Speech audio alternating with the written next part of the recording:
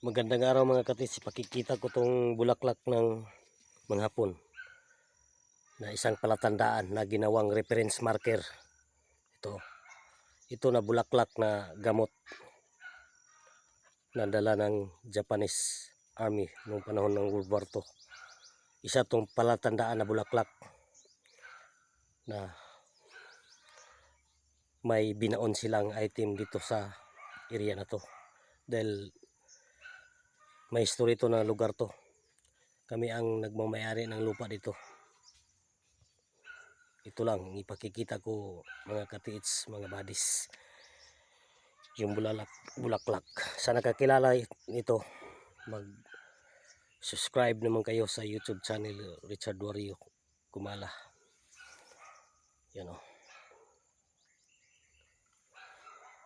isang palatandaan to na mayroong binaon.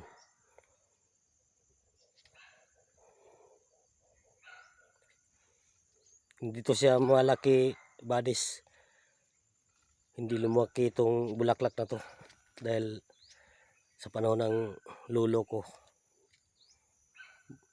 siya ang nagsasabi na mayroon na to dito, matagal na to, century bulaklak to na gamot, isang gamot ng mga Japanese Army noong panahon ng World War II. Isang palatandaan. Ito lang yung ipakikita ko mga katiits, mga badis. Yan o, ang kanyang klaro-klaro. Thank you for watching mga katiits.